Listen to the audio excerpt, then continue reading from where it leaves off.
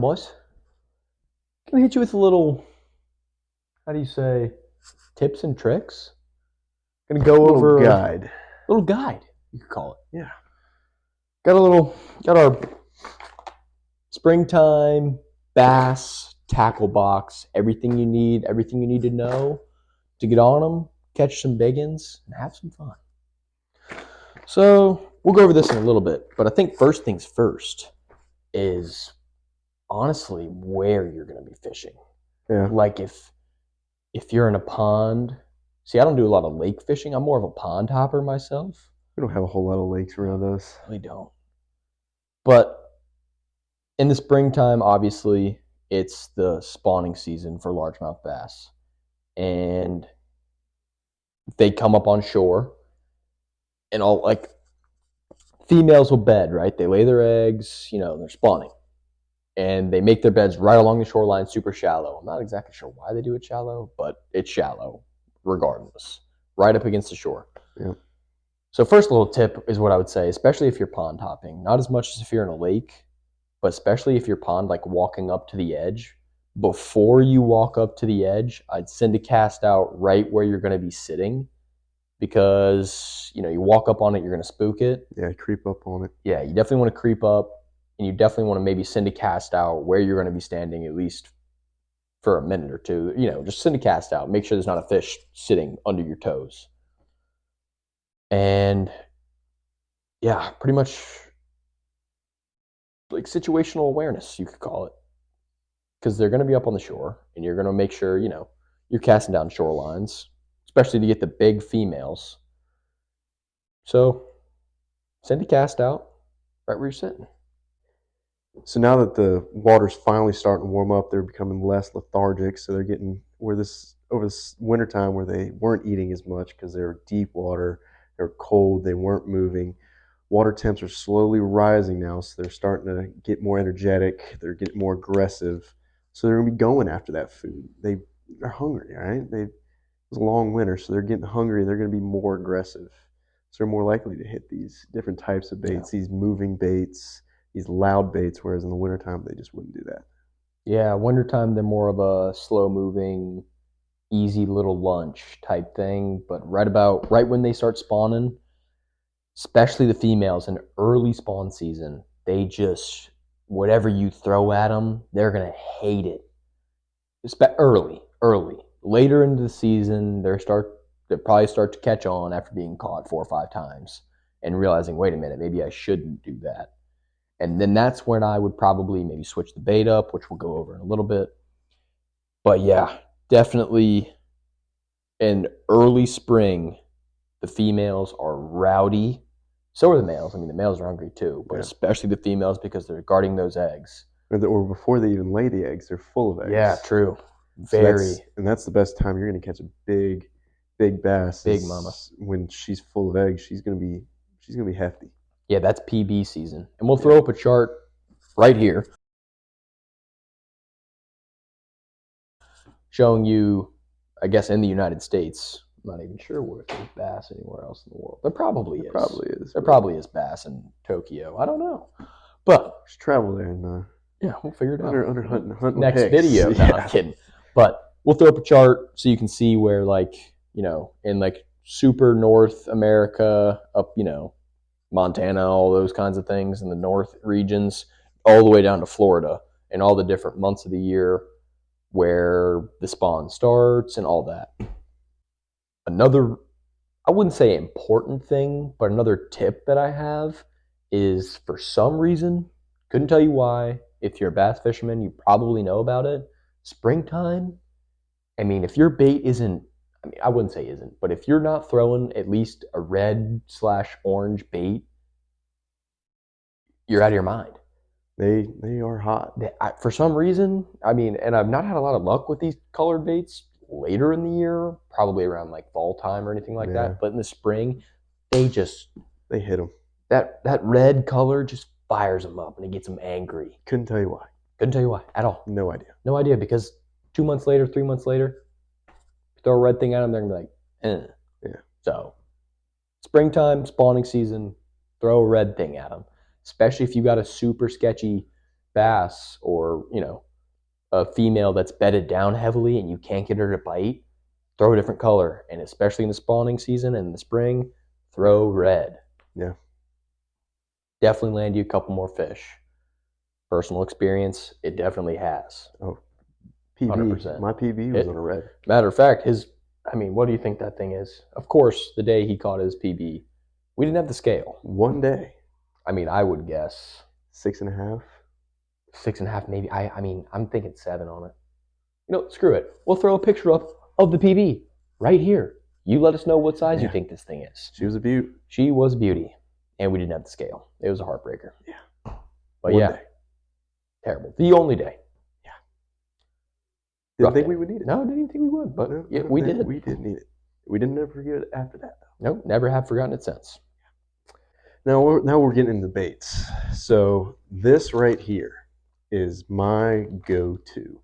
If you can give me one thing to fish for a largemouth bass, it would be this Senko in this color. Watermelon red. Natural green color with the red and black flake. I'd say I've caught at least 75% of the bass in my life. Yeah. On this right here. It's my go-to. Never, ever has failed me. I throw it on. I'm a big Texas rig guy. He is indeed. I throw it on there, and 9 times out of 10, I will catch a fish. A lot of times, it's a big fish. Yeah, it's the weirdest looking bait, but it makes sense. The worm. But out of all these, you'd think something like a crankbait or a swim bait or a jig or something like that would get them done. But you throw a little floppy worm on a hook, especially in this color. This color has been my go-to for the watermelon flake, natural green looking thing. It's good. It's dialed. So that's the first bait I'd have in your spring tackle box. That is a necessity. Can't leave the house without it. Yeah, do not hit the ponds without a watermelon green Senko. It doesn't have to have the red flake in it. They have just black flake. They have, blue flakes and everything. But that green color, I think that's it. Yeah. Next bait that I would not, especially, now we're talking about spring bass, spawning bass, I would not leave the house without is a swim bait of some sort. You got a big mama on a bed, either early spawn, in the middle of the spawn. And if that mama's on the bed, you throw a swim bait in there, she's going to get angry. She's going to get riled up. She sees a little thingy coming in trying to get her eggs, she's going to attack it. And if it looks juicy, she's going to eat it. She's going to hit it. I would say, though, with that bait, you got to be dialed with your casts. Yeah, you do. Those are not cheap. Yeah, they are. The last thing you want is in a tree or on a rock or something. Yeah. It might hurt the wallet a little bit. That is the only downside to this. And this is a nice different moving pieces on this thing. Swim bait, it's an expensive bait, but it's good. And it works. Now, if you're not trying to ball out on a $20, $25 single bait, go to your local Walmart, pick up one of these suckers. Pack of 6, I believe, in them. For $10, and probably less. They got great action. They're great. They're little swim baits, a little smaller, maybe a little less intimidating, but they're still going to get the job done. Yeah. Red, and that PB that we were talking about earlier, that exact bait right there. Yeah, the PB we threw up in the corner was caught on this thing, and that thing was a mondo. Said swim bait. If you got a bedded bass and it's just not biting, throw a swim bait at it. I would say 75% of the time, if you get a bass that's not biting on anything, you throw a swim bait a couple times and through its bed or around its bed, it's going to get angry and it's going to bite. Yeah. So swim bait is a necessary item in the spring tackle box. Next up for me is going to be the chatterbait, other known as bladed jig, I'd say, for different brands. So this right here, the plate on it will go through the water, it'll vibrate, and then on the rod you can feel the vibration on it, and that's how you know whether where you want your rod tip is you want it to have that vibrating and it's going through the water like this. It gets them stirred up. They can hear it. They can feel it, and get them going towards it. It gets them a little angry maybe, especially in a bed. You throw something that this might look like a threat to them. Big Mama's gonna protect her babies, and she's gonna go after this thing. This is in that red color we've been talking about. I like throwing greens, have blues. Whites. I like a white with the chartreuse trailer on it. I really enjoy throwing these, and I don't catch a ton of fish on these, but the ones I do catch are on the bigger side. Yeah, I'd say they're 3+. Yeah, and I mean, you're going to catch your small ones with it too. It's just bound to happen. But like Senko, you're going to catch your dinks a ton. You're going to catch your dinks, your little ones. If these, you might weed through a little bit more of the dinks. You'll catch some big boys. And I think what goes along with the bladed jig is just the straight up jig. Just kind of finessing. Up and down motions. Maybe not as much as of a threatening type bait. And I mean, this is a blue one. You can get these in red. You can get these in whatever color, obviously. Just for visual purposes, we got this one. But, similar to the bladed. Just a little bigger, a little flashier than maybe your Senko or your swim bait. Swim baits are flashy, but you know what I'm trying to say. Just a curveball. It's not necessarily their everyday thing they see. It's something that might come through their bed and they're like, wait a minute, I don't like that. Could be, goes with the bladed jig. If the bladed jig's not working, you switch to this jig, go back and forth, whatever your preference is, also goes with it. Next in line, and I wouldn't say these are in order by any means, I just think all of these baits need to be in your tackle box this spring when you're pond hopping or going lake to lake, whatever you're doing, is a Ned rig. And not only a Ned rig, I like to throw a little crawdad type deal on it as soft plastic. Seems like if maybe you're not getting the bass to bite on a lure that looks more like a fish, like a swim bait or a bladed jig or a crankbait or whatever you may be throwing at them. Little crawfish, something that's not as intimidating, but intimidating enough to where they're like, maybe that should not be coming through my bed. And it's almost like a little snack. Yeah, a little sweet treat. It could be a threat, might not be a threat, but they're going to get a sweet treat out of it. So throw a little crawdad in there. You might not get the aggression side of them, but you're going to get them riled up. And a lot of times with those Ned rigs, I'll even take a Senko, take a knife, a pair of scissors, and cut it out about right there and throw that tail on there. And that half of the Senko on a Ned rig is very useful as well. Yeah, you could throw anything on the back end of this Ned rig, any soft plastic, and it's going to get the job done. Just, different plastics for different situations. Next up, we're going to go with the crankbait. I got a lipped one right here, a little rattle trap. And I don't use these a whole lot. I really should. To be honest with you, I'm not a big fan of treble hooks. Me neither. If I can avoid them, I'm going to avoid them because trip to the ER, it's not how usually my fishing trip wants to go. You know what I'm saying? But I have had luck on these. They're working them, finessing them is a little bit different than the rest of these, but they do work quite well. These give it a little bit more dive into the water as opposed to that lipless right there. Yeah, lipless right here kind of maybe sits in the middle of the water column, maybe more towards the top, working smaller, shallower areas. Well, this one will dive deeper into the water, unlike that one. Yeah, and there's a ton of different ways to work these. You could rip them and then stop, or you could rip with a twitch, whatever you're doing with them. But maybe almost when I throw a lipped crank or almost, a little crank like this, I'm maybe not, you could definitely throw this up into a bed and catch a bedded bass for sure, but you're throwing trebles. So, and if especially beds close to the shore, you're going to have a problem if you're not dialed in with that cast, getting it snagged up in the tree hanging above the bed or whatever. And that's never a good deal because then you got to lose your lure or freaking come up on the bed to get your lure out, which is never good for anybody. So when I'm usually throwing these, I'm maybe not targeting the bedded fish I might be more going for the hungrier, aggressive males that might be swimming off the beds, shallower water, coming up from a lethargic, slow winter of not eating much. They see a little flashy, little rattle trap coming through the water. They're gonna be like, "Ooh, that looks good," and then they swoop right at it. More than just pitching it into a bed and then possibly getting snagged, lose your lure, spooking a fish, something along those lines.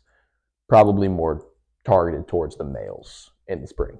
Another thing with these are with the treble hooks.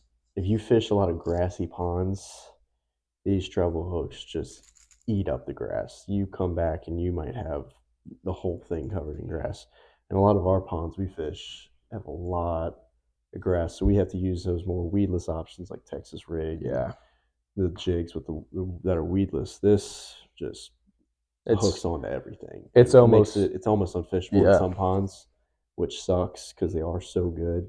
And that's the problem with our area. A lot of everything is very grassy. Well, that, my friends, is what you are going to be needing in your tackle box this spring. Maybe we didn't cover everything, or maybe we have some baits in here that you're like, no, you're a doofus. I would never throw that in the spring. And if that's correct, and you have another bait that we should use and recommend, let me know. And if I'm throwing a bait here that isn't smart, also let me know. I'd love to learn. I'm trying to teach you. Please teach me. Yeah, we don't know everything. We're trying to. Oh yeah. We're students of this game, and we're trying to learn everything. But we're also trying to share some of the knowledge we have. Yeah. So that's pretty much your tackle box, what you need to throw, all that jazz. But we've talked a lot about early spring when these bass haven't laid their eggs yet and are maybe still guarding their eggs. But you could say post-spawn, which is still spring, maybe early summer. These females are off their beds now because the eggs have hatched into a fry. And that's when these males come in, and the males actually guard the fry. And now the male takes over the job of guarding, and they're going to be, I wouldn't say harder to catch than a female that's on a bed, but it's going to be difficult because they're going to be mobile and moving. Now, they're going to be shallow because these fry aren't going to stoop into deep water and then possibly get eaten. They're going to stay shallow where they can be protected and all that. But a male bass that's guarding fry is less likely to go for a snack because he's guarding his children pretty much. Yeah, he needs to feel threatened. Yeah, he needs to feel either threatened himself or his fry are going to be threatened. So you're going to want to throw maybe a smaller swim bait, or even a bigger swim bait, or maybe even a bigger one. Males might be smaller than females, but that doesn't mean that they won't strike a big bait that is intimidating them just to scare them away. And if you got treble hooks on that thing, you might hook them regardless. But post-spawn, late spawn, when these eggs are hatching into fry, these females are going to go deep. They're going to forget about their kids. They're going to not necessarily stop eating, but you're going to start seeing a lot less of these big mamas, and you're going to start seeing these males that are guarding more frequently than the big mama. You might still catch them. At least in the beds. Oh, at least in beds, for sure. Yeah. You'll still catch big mamas in the spring because they're hungry and they're looking for food. But up on the shoreline, it's going to be more of your smaller males type beat. I appreciate you boys watching. Maybe isn't our usual video out in the woods or out in a pond catching some fish or whatever, but wintertime, starting to finally warm up. So we're getting there. Getting close to going back out in the water, out in the woods, you name it. What's the name of that groundhog? You said we're getting spring early this year? Punxsutawney Phil. He really hooked us up. So he's right around the corner. Yeah, it's right around the corner. It's coming. But I appreciate you boys watching. If you learned something, great. Go ahead and leave a like. Yeah, if you learned something, how about this? You make me a deal. If you learned something new today, you like and you subscribe to the channel. It would help us out a bunch. Yep. Don't forget to leave comments as well. Yeah, we'd love to hear some feedback. If you got a bait that I'm not aware of and I didn't talk about today, and you were like, man, this is my go-to, you need to use this, tell me. Yeah. Or if there's bait in here where you're like, this guy sucks at fishing, please tell me. Because we might very well suck at fishing. But yeah, I appreciate you boys watching. Hopefully pretty soon we can get back in the woods, back out in the water. Turkey season's right turkey around season, the corner too. what are we, 2 months out from turkey season? Yeah, less than 2 months. Less than 2 months out from turkey We're season. getting ready So for that. Maybe we'll do a video. be ready for a of, turkey. Prepping for turkey. Yeah. With different calls and stuff like that. Yeah, if you guys like to see that, shoot, leave a comment. Yeah. Let us know. I mean, if not, if you guys don't like watching this, that's cool. Yeah. Lesson learned. But I appreciate you boys watching very, very much. I truly enjoy, or I appreciate, not enjoy, every single one of you. All 50, I believe we're at 56. We're pushing 60. Oh, we're pushing 60. And don't you worry. I am very appreciative of all 56 of you. Don't think I'm not. We are very appreciative very of all 56 of you. So thank you for watching, and we'll see you next time, boys. That's all she wrote. Peace.